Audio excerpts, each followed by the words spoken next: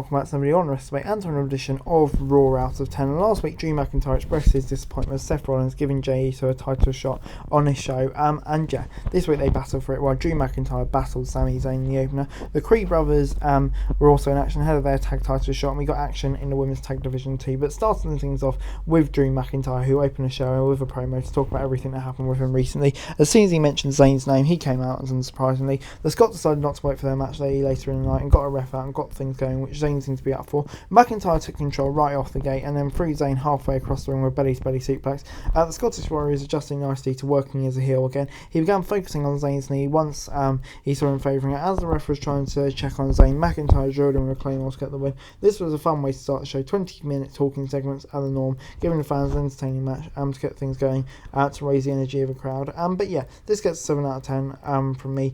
I thought, yeah, a really good match here. McIntyre getting the win makes sense. Really enjoying what he's doing in his heel role at the moment.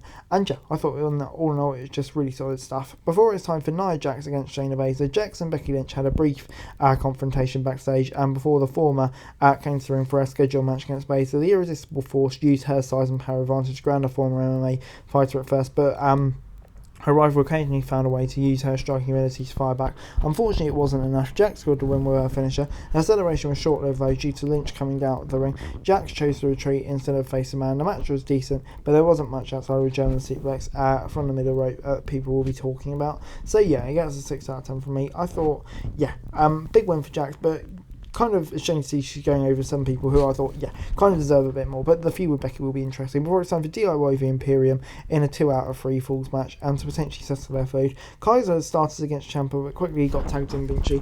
Both teams were working to get hard to get the upper hand. Kaiser rolled up Ciampa for the first win, and Vinci pulled Gargano out of the ring. After the break, the DIY scored 2 straight falls to win the whole thing. As expected, this was a great example of tag team wrestling. Imperium might be in the verge of improving, but WWE's done a good job positioning all 3 members of the group as solo acts.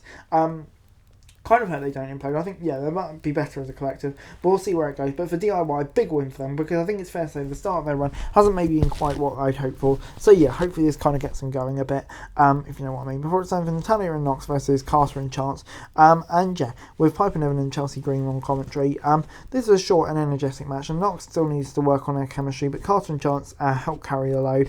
KC2 ended up scoring a somewhat unexpected win by hitting a double team finisher on Natalya, which was a cool move.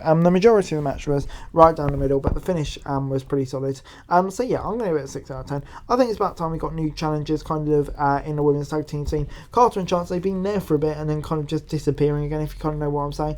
But I think, yeah, this was a better example of what they can do, and hopefully they get a proper feud with Green and Piper Niven, because I think, yeah, that'd be solid stuff. Before it's time for the Creed brothers against Dom and JD. Cody Rhodes before that though was out for his usual road cheers and fancy his songs, really interrupted by Nakamura, and we're going to get that match next week, which I'm really looking forward to. That'd be great. Before the Creeds took control early on, and R-Truth came out wearing a Judgment Day t-shirt. After interactions he had with the group, it looked like W was going to have him as part of the group, which will undoubtedly lead to some funny moments. This was a high energy, fast-paced match with a lot of enjoyable sequences and spots. The Creeds are on another level, especially when they can throw smaller opponents around, and the Brutus Bomb ended up getting the win as they prepare for the Judgment Day. And yeah, this was really solid stuff, putting over how good they are, and tension in the Judgment Day as well, and a fun match, did everything it needs to do. Before it's time for Seth Rollins versus Jey Uso for the world title, and yeah, they had the close to the last half hour of the show, so they could put everything into it. Both men used everything in their respective bags of tricks to put the other away. Uso even resorted to using Roman Reigns' spear, and Rollins tried to use Triple H's pedigree. Eventually it was the stomp that secured the victory for the Visionary. He and Jay shook hands after the match to show there was no hard feelings. After Rollins was celebrating, McIntyre came out the crowd and nailed Uso with a Claymore. He slammed the Visionary on the floor before putting Uso through the announce table. And yeah, this gets a 7 out of 10 from me. I thought, yeah, a really, really good match. I think McIntyre coming out afterwards continues that feud, which we were inevitably going to blow off, but a really fun match. Rollins and his title reign continues going. And overall, Raw this week gets a 6 out of 10 from me. I thought, yeah, a pretty decent episode of Raw. This one gets a 6 out of 10 from me. I thought, big kind of main event, kind of bookended a decent show, and lots going on as well, with a long gap between pay-per-views, but I still feel like there is enough for sure to keep us interested over the festive period. But anyway guys, that's it for you. Thanks so much for watching, like, share, subscribe, and also for daily wrestling news and subscribe to the channel, it's greatly appreciated. Thanks so much for watching, peace.